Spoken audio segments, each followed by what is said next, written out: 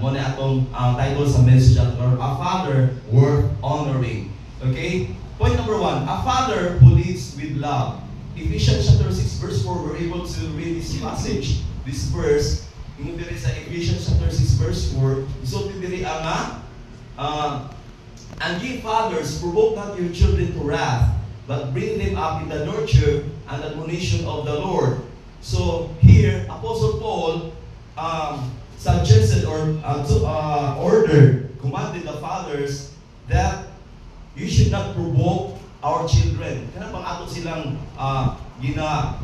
testingan nga masuko na nun sila, no? Dapat sa ato ng mga amahan, we should be a leader nga leading the family with love. Tay gugma. Sometimes we fall into this category nga, since I am your father, you should be submissive to me as the head of the family. Sometimes ang atong pamaagi, sika-sikahan ng mga anak. Busy ko, ako nag-provide ng atong mga pagkaon, ako nag-provide sa inyong mga pambaon, ako nagbayad sa mga bills, so dapat inyo kong ininon. Akong office mate before, inyo siya nga, kami nagdako mi, akong papa mura nagtrabaho, akong mama na sa balay. Kung maabot akong papa, mura siya gahari, hubuan akong sapatos, paypayan, paikuron, punasan ang likod. Nga naman, hadlos sa silang papa. Ano bali? So, wako kasayad sa atong sitwasyon sa atong mga balay, no? Kung inana atong dinalahan kay, we are acting like a king in each of our household bali. So, as a head of the family, perhaps we are entitled to do that, but then, it tells us, in order for us to be a God-honored father, we should lead with love. Matod mabita, do all things with charity. Kinahanglan na igugma. Dili natin palabon nga ang atong kaugalingon nga atungod kay ako ang head of the family, ang akong sugo mo'y matuman. So singka-singkahan na nato ang mga anak. No? We should lead with love sa atong mga anak, sa atong mga pamilya. Adunay gugma. Dili kay basta na lang unsay akong gusto mo'y matuman, unsay akong order kung paano ninyo, unsay akong masukan, dapat kurog mo tanan. Tingnan na balik, imong kabubuton tanan, mo'y you're acting just like a dictator. Ano balik? So ang mga anak nagkurog. You know, for a fact, sa among family, my father died just almost 2 years ago. And then sa among mga family, upag may magsuon, murag sa ako lang nagdako mi nga nay kahadlok sa among papa. Di wa ko ka feel nga kanang naging may bonding nga kanang love ginagagali. So mahadlok lang mi kang papa. In fact, there was a time nga kasapaan ni sa kumagwang kay ako magwang lalaki niya, ako dayon niya, babae din ng duha ka mga manggod namo. There was a time na nakita mi sige mi dog Julin, no? Marbles. Amo kung kamao pa mga batanon na naron, Julin. So nakita niya nga while ga naigisugo niya sa amo, kami magdula-dula rami. So ingon siya nga kay sige mo duha og Julin. Pabukalan ko ni Julin og inyong kaunon. Labis ako magpapay, elementary kami ato. So buhaton ini ha, ipakaon ang Julin. Tanaw po. Tutunaw ka ni sa untiyan. Tutunaw ka ni Julin sa untiyan. So rin po, while nagkugos akong maguwang sa among manghod, si Joy mo siguro ito ang supervisor na Steve Pedron, siya, ang himo sa kumaguwang, giinom niya ang sabaw sa Julin. Giinom niya. O anak siya sa ako, Bot, ikaw nang mo inom. Para pag ulit ni Papa, atong inom siya, giinom na to ang sabaw sa Julin. So niinom ko kay hadlok lagi. So naik hadlok ang among mga kasing-kasing sa among papa. Mahadlok mi kay ako papa, by God's grace, siya tong gingon nga jack of all trade. Kaya nagana nagdako mi nga among balay dalhan og relo kay paayo, stereo kay paayo, TV kay paayo. Dapat to ng stereo po no. Tutong mukanta dayon. O kapas mo mo ana ko ba no? Ipaayo rito tawagon ko ipaayo rin refrigerator mo, overhaul motor. Grabe ka, genius ni Papa, mathematician sa ilang school. Ano balik? Grabe is Papa, wag ko maliwan. 80 years old, nami abukado sa balay. Iko ba, di na po makaya na magpuhit sa mga abukado kay Kuan. Kanang pag mukatkat ko, hadlo ko mataga ko. Bali ko magkuha ng bata kay para mo yung mukatkat. Kung Papa 80 years old, mo hindi katkat. Grabe bilis Papa eh. Namatay siya, mga makapit siya mag 82 years old na. So yun na naka-amaze akong father, although sa among pagkabata, wala may kaayo ka ng bonding moment. But one time, I was so happy nga, gimuan ko niya pintik. No? Gimuan ko niya pintik. Lipay ko kaya doon, wala siya kasayod nga. Uy, my father made something, especially for me. And I appreciate it really nga, naghimo siya effort, nga gimuan ko niya pintik. Kaya mo ba pintik? No? Lahat po ito kang David, yan naman to. Slingshot. So, nalipay ko kaya ito nga, iya kong gimuan. Fathers, anything nga itong gihimo para sa itong mga anak, walang kakasayod na appreciate na sa atong mga anak. No? There was once a son, nga nino siya nga, pila may imong rate day sa imong pagtrabaho per day. Bali, siya nga naman na, pwede, nagtigo magugog akong baon, kay gusto na ko nga, one day magubanta. Ako'y musildo sa imo. So nagtigom na yung anak, nga naman, just to buy time sa iyang anak. Perhaps, kita mga father, nagkulang sa atong panahon sa atong mga anak. So it's not yet too late nga, himo na ito nga, makik-bonding moment sa atong mga anak. Bali, natay time together with the family. Bali, so it's not yet too late. Spend some quality time. Akong kamagwangan nga anak, ako siyang ginaduol. Ako siyang ginapangutana, advisean, bali. Kung say, ang ngayong buhaton, at your age, you should be like this, bali. We're not pressuring you to do these things, but then, we're just guiding you. Spend time nga, makaistorya mo siya, and then pray for him, and pray with him.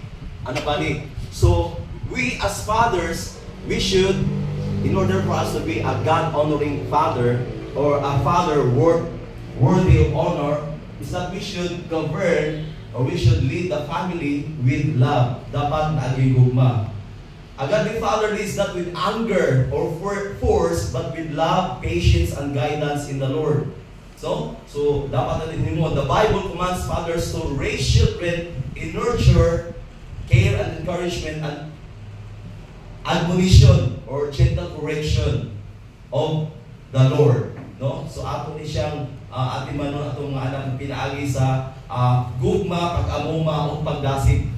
It's important for us others to encourage our children.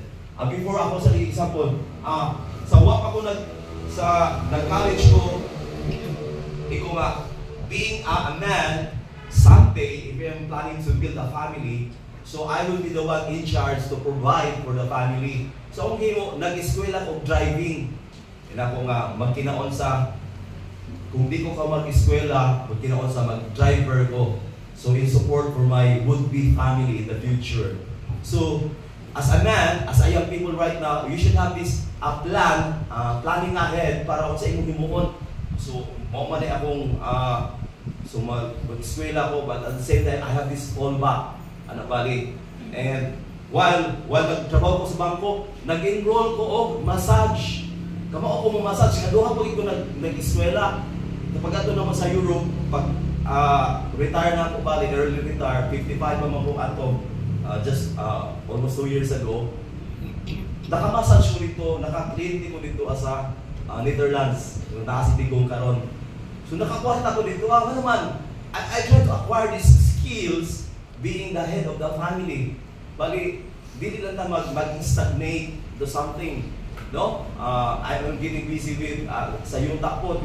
Nagtanong ko before, pangkata, pero baba man ang presyo sa pangkata. So karon lakatan na po. Hopefully, di na mo baba ang presyo sa lakatan. Bali. So, as a head of the family, we should try to do something. Think ahead sa atong pamilya. Of course, we're not having the same resources available, but then as a father, matubas ang asawa ka ng madiskarte daw. Madiskarte. Na yung mga tao nga inaari lang sila sa pananaw sa kalibutan, pero madiskarte. How we wish nga, inanak ko tanata. Ako di mo ko kayo nga inanak ko ka madiskarte, pero as a head of the family, as a father, we should be a step ahead sa atong plano sa atong pamilya. Amen? Oh, simple na siya. Makaya na nato by God's grace. Makaya na nato by God's grace. Basta as a head of the family, sa ato gigiya, gihatag sa Ginoo ang pag-guide, ang pag-provide sa atong family. Is it attainable? Yes, it is. Kaya na nato grasya sa Ginoo. Kasi makita sa atong pamilya, kasi makita sa atong anak, sa ato.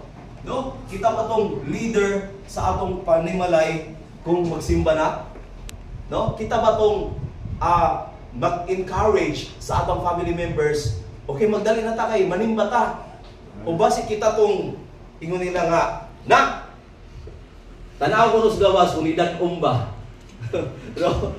Kung paralay katarungan nga, dili mo simba. Nak, tanaw na to dito, mo maglain ang panahon. So nangita na kaglusot na di na ka mo simba. So dili yung ta inana as a father. No? Dili ta inana as a father. I know some of you, most of you perhaps are doing it, no? Para sa Ginoo, we've grown mature. Pila na ka years at church? Mag 20. Mag 21 na. Oh, so of legal age na ang simbahan. So, inanaw mga fathers, dili kay ingon mangita taglusot nga dili ta kasimba. Kita tong spiritual leader, mao sa choir ganiha nga a home needs a hero.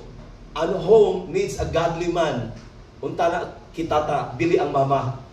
Amen. Kita unta na as a father. Sa ato gihatag ni nga task mag-head, mag-lead sa pamilya. Amen. Dili lang kay mga anak lang ta. Ang akong purpose ini kay akong tumanon ang ingon sa Biblia nga go to the world and multiply. So, dili ta na moray atong concept, atong way of thinking sa atong kinabuhi nga tumanon ka naging sa Bible nga go to the world and multiply. Pero wa na to matuman ang atong pagka-head of the family. Amen?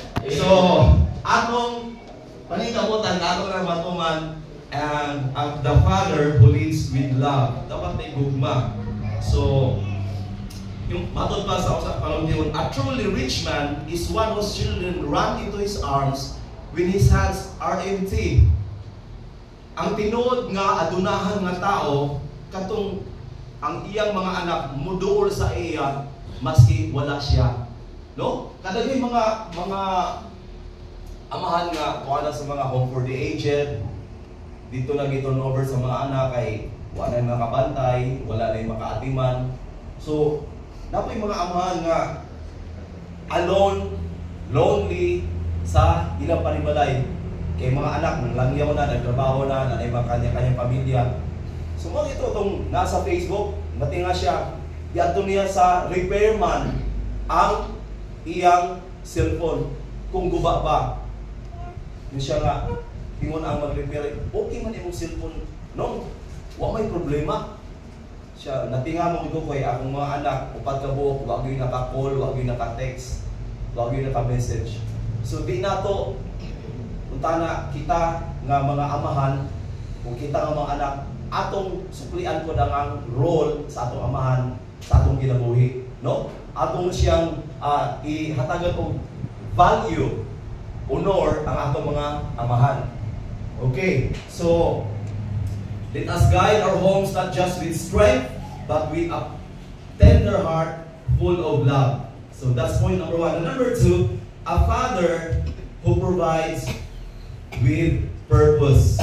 No? Amahan nga, naghatag nga may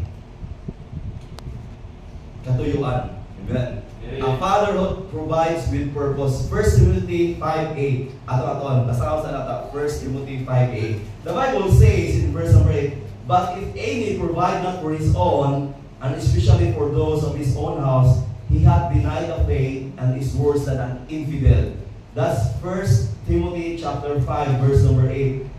Kung kita asamahan, dili na maka-provide sa atong mga panginhalon sa pamilya, no? Sa atong kagalingon nga pamnimalay, he hath denied the faith. Mura taong unbeliever, worse than an infidel. sinali kabugat ang sulti sa Bible kung kita nga amahan atong gineglect ang atong katungdanan nga mao ang pag-provide sa atong pamilya. Di ko mo ingon nga sa inyo before, there are some family, there are some couples nga nagsabot na mo daan na ang babae mo magtrabaho and then ang bana mo naa sa balay. No problem with that kung mo na inyong agreement, no? But then as a father, kita naana sa ato nga task nga kita mo provide sa family. But kung ang inyong agreement, husband and wife, ako love, ako gang, ako may maestra man ko, kunya kanang mas okay man akong income, pwede raman nga ikaw sa balay, ikaw atiman sa atong mga anak, kunya mga household chores, ano bali. So no problem with that. Pero sa wala pa taw kasugod mga young people, ato gining dibdibon nga ato ni gihatag nga task sa Ginoo. So kita kamo RV, Japet, kamo kung magbinyo mo, rap o ibutang sa inyo na nga ako gyud manikamot, no? Di gitingon nga mangita ra ko ini ka ng mga matod ba sa akong kabatch doon na i-advisean din sa iyang papa. Ang iyong pilion kanang yung idara na nga kwartahan. Oh. Kaya para magkinaunsa, di mo maglisod. Oh. So sayo pa ng advice, di man to sila mga baptist noon. Muna imong pilion kanang idara na nga kwartahan. Oh, wata kasay do sa kung byuda ba o unsa. Pero sayo kang advice, pero mana practical nga pag-advise bali, pero di mo ano na as the Lord provides sa atong asawa or atong lifetime nga partner. So number 2, it tells us nga a father who provides with purpose. A faithful father works hard not just for material things. Sometimes ang atong hunahuna, ako lang ni mapalit, mo bitaw ni kini mga anak sa mga seamen, kanang mga OFW, ilang gibayloan ang ilang absence sa ilang pamilya pinaagi sa pagpadala og mga utang. Kung may gusto ni Junior, gusto daw niya og latest nga MacBook o iPhone, gusto niya, so i-provide yun naman para lang mawala ang guilty feeling nga wala ko sa presensya sa akong anak, so i-provide. Di na gani halos mo hi, hello, mangumusa sa amahan nga OFW or seaman. Di na galing ang giapas na lang kung siya makuha bali sa part sa father, iyang punan ang iyang magkawala pinagi sa pag-provide sa mga utang, no? Dinala, pero in order for us to be a father worth honoring, we should also provide with purpose. Dili kingon nga material things lang, material things. A faithful father works hard not just for material things but to provide spiritual security. Mo na importante ang espirituhanon nga butang. Try to think of this. 20 years, mag-21 na ang simbahan. What if kita ng mga fathers wala tay spiritual investment sa atong mga anak? Unsa nga generation, ang sunod nga generation, kung magpabilin pa ba nga naa ang simbahan? No? Try to think of this. Kining Bible Baptist Church Sibagat, kung walay spiritual investment ang mga fathers, wala nila dinadala diri sa simbahan nila mga anak. So kinsay magpadayon sa simbahan? Wala. Nga naman, ang father walay saman pakabana sa espirituhanon nga bahin sa ilang mga anak. So kay wala may nagdasig ang mga amahan nga magsimba ta. So ang mga anak bahala na lang kung Sunday tuwa sa basketball perhaps, tuwa sa dagat, tuwa sa barkada. So busy sila sa kalibutanon nga mga butang. So mahitabo ang simbahan mingaw, no? Mingaw ang simbahan, nga naman ang next generation ang gikatuyuan sa amahan ang katulang pag-provide sa mga material things. Walay spiritual things nga ipang-atiman, gipugas sa mga kasing-kasing sa mga anak. So importante din siya, fathers, nga ato silang mamatuto ang atong mga anak sa espirituhanon nga mga butang. Magaidan sila and then mawalihan sila. Makabasa sila sa pulong sa Ginoo. Kung na mga camps, ipadala. No, kung na mga youth activities, youth rallies, mga unsa pa nga mga activities, basketball league, patuan sila para ma-encourage makita nila nga dili lang sila ra ang Kristiyano kundi naa pa sa laing lugar. Just like what we're having like this, akong kalipay nga ma-invite ko na sa laing simbahan.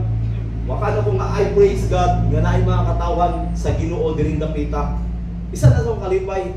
Ginoo, salamat nga ato nga time. Si Pastor Jinky, young people pa, si Pastor Rosari, si Pastor John Almojin, Pastor Jerry, mga bata pa. Pero karon, lo and behold, we have these people gidugang sa iglesia, naa na sila, makana ka. Grabe sa Ginoo, no? Tinuod kita ingon niya nga iyang butangan ang iglesia og tao. Mao kamo ang tubag sa mao nga plano sa Ginoo. So mapadayon ni siya kung kita as fathers na atay spiritual investment sa atong mga anak. So for the next generation, perhaps the son of a pastor, sa to si Elijah, sa to si mga pastor, isa may yung pastoran din kung ang mga next generation wala pag-uno na sa spiritual things. So it start with bringing our children as fathers sa simbahan, no? Natudluan sila ang magpadayon sa next generation sa simbahan. All right. So that's point number 2. Provision is not measured only by income. Provide na to. Provision is not measured only by income, but by the investment of time, teaching, and presence. Importante atong presensya sa mga kinabuhi sa atong mga anak.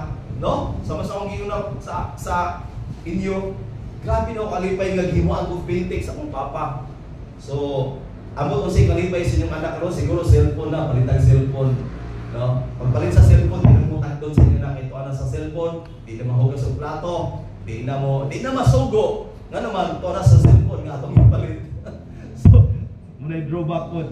Okay. So, si John Lennon, kailan mo John Lennon? No? Kailan mo tanong katong singer sa Beatles, one of the founding member. Nagdako siya maway papa. Dako siya. Yang una nga anak si Julian, what would siya time? Kung na-notice niya nga dautan ang resulta wa siya time sa iyang anak. So pagkahimugso ni Sean, yung ikaduha nga anak, niundang siya sa music. Iyang gidevote ang first 5 years sa iyang kinabuhi. Focus sa gyud pagpadako sa iyang anak. They play games, suroy sila sa mga park, singing together, playing the guitar. So iyang gihatagan og time ang iyang anak. So there was once a father, gihagad sa iyang anak nga mag-fishing. So nalipay ko yung anak. Ganiuban niyang papa, gihangi niya pa uban mag-fishing ta pa kay akong mga friends, akong classmates, ay ilang daddy kay mo kuyog sa ilang mag-fishing. So niingon ang amahan pagkahuman, what a bad day. Whole day may namingwit pero wa gyud kuha. Pero ingon ang iyang anak ang gisulti, what a wonderful day. My daddy is with me the whole day. So lain-lain atong concept, no? Ang perhaps sa atong pananaw, murag unsa man nga oras ni unproductive day. Why hitabo, why kuha. Pero sa emotion, sa feelings, sa longing sa bata, kini na provide. Nga iyang papa ni devote og time uban kaniya. No? So importante atong time sa atong mga anak. Mag-devote og time maka-gather sa ila, matod pa sa akong friend. My mother treated each one of us as the special child or favorite child, no? Gitreat niya ang matag usa nga siya, I wonder how she did it, but para sa ako ang favorite child. Ang ako igsoon nag-think po siya nga siya ang favorite child. So ang kasagaran nga concept, ang kamagwangan kumpara sa kamanghuran, ang kamanghuran ang pinangga, no? Mugin ato kanang pinangga gid ang kamanghuran, ambot nga inani ni siya. Pero para sa amo equal sila. Among kabunso gabi lain ang lawas, nagsuka, duha ko uban baka atong mga kabilin sa atong kinabuhi as a father. So not only that we will provide, we should also do it with purpose. Okay? And then number 3 and the last, no? Amen. A father who lives with legacy. Unsa atong kabilin nga atong ginuuna para sa atong pamilya. Di ba? Unsa atong ginuuna? Proverbs chapter 20 verse 7. Ato-atoon. Proverbs chapter 20 verse 7. The Bible says, "The just man walketh in his integrity, his children are blessed after him." His children are blessed after him. So, ingon sa Bible nga kini nga mga klase nga amahan mahimo nga panalangin sa iyang mga anak. Diri sa Cebuano atong mabasa na diri ang Cebuano nga giyon sa pag sulti sa Cebuano nga version. Tao dili sa lawayon bulahan ang iyang mga anak nga nagsunod sa iyang pamatasan. So ang motong mga anak nagtan-aw sa ato, so nahimo ta nga kapanaminan sa atong mga anak. Pero unsaon, thank you Brother RV. Unsaon nga mahimo tang kapanaminan kung kita mismo hari-hari ra sa atong mga panimalay. Wala sila makita nga mahimo nga kapanaminan, mana sila nga blessed ko sa akong amahan. No? Makaingon nga ako rin nga pinapanalangin ko sa akong amahan. A father's legacy is not in the wealth he leaves, but in the faith, values, and character he instills. So importante nga naatay atong pagtuo, atong ma-impart sa atong mga anak, ang atong mga values, mga principles, and atong character, pagkatao nga aton ni silang i-instill sa mga mind sa atong mga anak. So, muna siya, it's a good start for us nga dalon sila simbahan. If you have a family devotional, mas maayo. Amo ginahimo namo Sunday morning devotional, before mangaon, nabali Bible reading then prayer. Ano bali, so maghimo tag time nga makadebota together with our family members nga na sila mahimduman, na sila mahunanan nga someday ako ning ipadayon ang nasugdan sa akong amahan.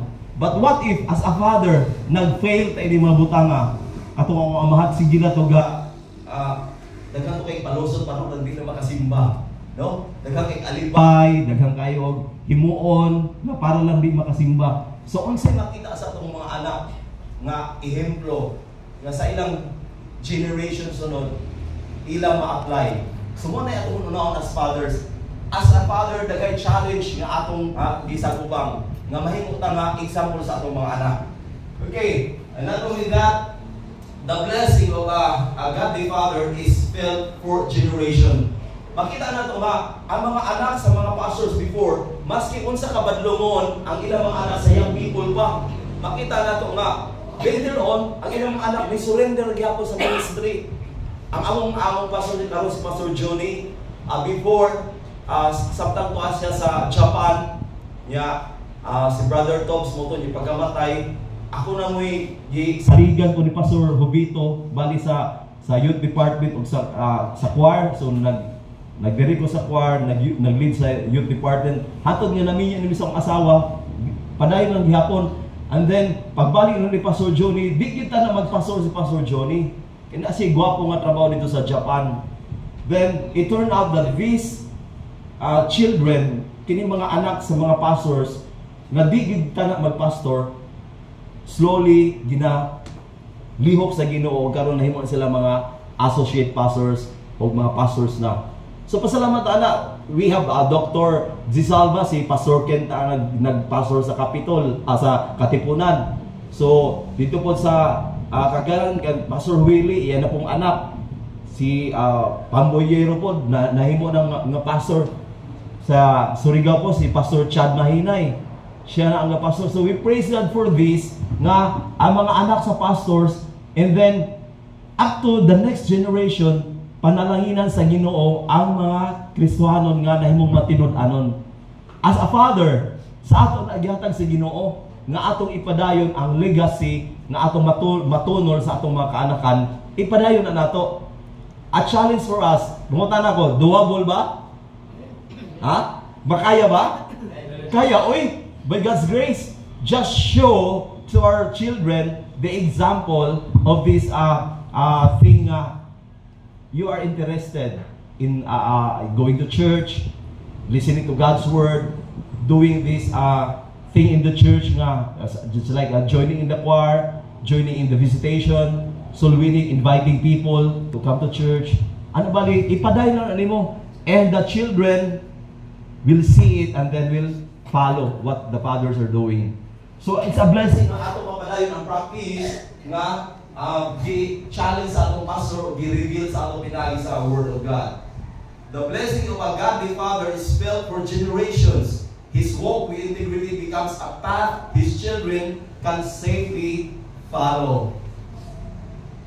Kini nga mabot ang atong gihimo nga espirituhanon, sundo ni sa atong mga kaanakan. In fact, ang uban gani, ang mga naima kasimbahanan nga, ang ilang uyuan mo ilang nahimo example. Nakita nilang ilang uyuan na matinud-anon sa pagpangalagad. So ilang mong i-follow. We have this saying nga, we should follow what is right. We should never follow what is wrong. So makita na kung sa masakto, muna itong i-follow. So the greatest mark of a father is how he treats his children when no one is looking. Unsa man ta sa itong balay? No? Hari ba ta? Dictator ba ta? Or kita tong naay spirit nga mapainom sa anon? Spirito nga anda mo sabot sa sitwasyon sa atong mga anak. So, kita ng mga parents, kita ng mga fathers, since this is Father's Appreciation Sunday, we should ponder on these things. In order for us to be a father worth honoring, we should be a father who lives with love, a father who provides with purpose, and a father who lives with legacy. Okay, sa atong young people, as we celebrate the Father's Appreciation Sunday, just what we are doing right now, perhaps makaingon ta sa ila nga, pa, salamat kayo pa sa imong pagpadako, sa imong pagpatiman ka namo, no? So perhaps dili na nato mahimo kada adlaw, mahimo tang thankful sa ila, but then perhaps we could show them the love, atong gugma, respeto, no? Og pagsugot, pagtuman sa ila mga sugo nato. Dako na namo makalipay as parents sa mga anak misunod sa among mga hangyo, balik. Or perhaps right now, ang imong father makanak sa kitang amahan. Anong kili mo na akong imong amahan? Makanak na perhaps, may patong amahan sa uban kay kwartahan, may patong amahan sa uban nga amahan kay kanang talentado, skill, may patong amahan sa uban kay maliskarte. Ang uban po kay grabe nga talents. Hindi ako amahan, wag ni talento. Kaya amahan, grabe ka sa baan. Hindi ako amahan, grabe ko kay lumon. So, hindi na nagani, we are not contented with our own fathers. Perhaps that's the case of us young people right now. Our fathers are not perfect. Imagine, they're not perfect, just like your mother is not perfect, and you is not perfect. Di po kayo perfecto. So we could not demand for more sa atong mga parents. Nga naman, kita gipakatao nga dili perfecto, may pagkulang. May pagkukulang. So atong naon nga my father nga gihatag sa ako, dili siya perfecto, but then we need to respect, we need to obey, and we need to show our love to our fathers. Nabali. So let us honor our fathers. Those who live with love, provide with purpose, and live with legacy. No? So kita ng mga fathers na ron, rest assured nga ang Ginoo na siya promise sa ato nga i-bless na niya basta mahimo na tang maghinumanon uban kaniya. Amen? And then sa atong mga bisita, we have a Heavenly Father that loves you so much. And naglong siya nga makahimo og relationship with you. Iba siya sa revelation nga, behold, I stand at the door and knock. Andaw siya musulod sa imong kasing-kasing. Mupuyo sa imong kasing-kasing. Mahimo mo siya nga manluluwas o ikaw andang nga luwason niya. At hindi mo alam, magpaubos sa pagpagalingon then try to think about kung sa iyo mo sa atong Heavenly Father para lang makabatong kaluwasan. Abi niyo ang kaluwasan mga kaisulan, simple ni siya A, B, C, D. Ano man? Simple na lang ni siya kay ang atong Ginoo mo'y nagsakripisyo. Siya mo'y naglisod-lisod nga ngano makahimo ta og kaluwasan nga simple. Ano man? adunay isa ka tawo nga naglisod-lisod ini nga kaluwasan. Ug mo na siya si Jesus Christ. ABCD lang, as simple as that. A is that you need to admit that you are a sinner. Atong dawaton makasala ta, dili ta makadtog langit tungod lang sa atong kagalingon. B is that you should believe in the Lord Jesus Christ and thou shalt be saved. Believe in the Lord Jesus Christ. C is that you need to confess our sins. Atong i-confess nga kita makasalanan, kita andam og kinahanglan kaluwasan kay kita makasalanan o di ta makaadto sa langit tungod sa atong mga sala. B is do it now.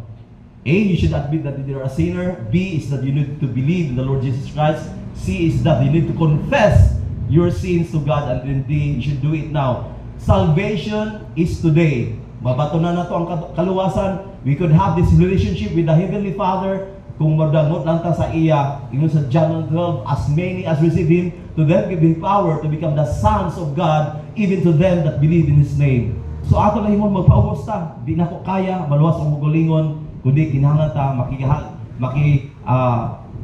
in line sa thinking sa Heavenly Father nga nag-care sa ato, nga gihatag niya iyang bugtong anak nga mao si Jesucristo. Ato na siyang himuon, ug ato na siyang pasinugan ang Heavenly Father pinaagi sa pagdawat sa iyang anak nga mao si Jesucristo, isit atong manluluwas. Palihog